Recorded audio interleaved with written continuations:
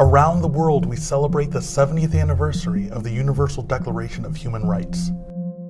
But now, storm clouds are again gathering that threaten all that's been built over the last 2 generations.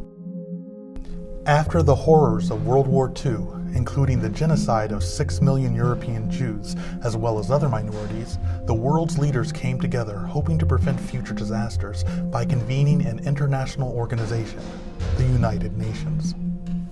In 1945, the UN Charter established the UN Human Rights Commission, which, under the leadership of Eleanor Roosevelt, worked to create the Universal Declaration of Human Rights. The Declaration was drafted by representatives of all regions of the world and encompassed all legal traditions.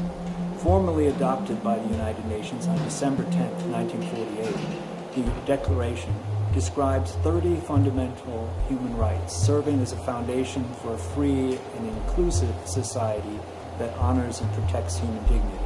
Unfortunately, today, nationalist and authoritarian governments around the world increasingly find these concepts inconvenient. Burma Task Force is one of the many NGOs that are part of the United Nations community. We work to encourage nations to prioritize response to genocide in Burma, to support justice in international courts, and humanitarian support for refugees.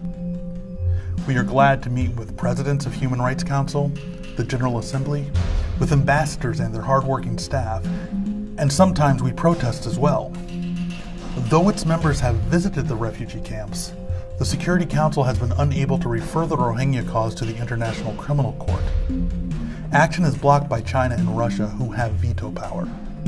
But in November 2018, 142 nations voted to push Burma to restore citizenship to the Rohingya, to allow them to live safely in their place of origin.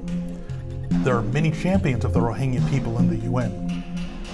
Protecting human rights is difficult at a time when some U.S. government leaders strongly oppose international courts, withdraw from the Human Rights Council in Geneva, defund UN agencies such as UNRWA for Palestinian refugees, and UNESCO, and even withhold support from the UN High Commission for Refugees.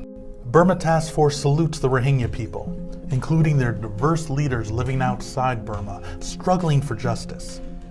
We are proud to partner with them and also encourage solidarity among diverse ethnic groups. Burma Task Force even sponsored a Burmese soccer team in a tournament this summer, with Rohingya and other Burmese players playing together as a team. But will the United Nations function as a team? After the Holocaust, the phrase "never again" represented a commitment to prevent genocide always and everywhere. Human rights protection must be universal, not just for one group. But persecution, war crimes, and mass suffering continue. And today, like the Uyghur of China, the people of Yemen, of Syria, Central African Republic, the Rohingya face an existential crisis. Will they find justice? Or will the nations of the world turn away from their responsibility to protect?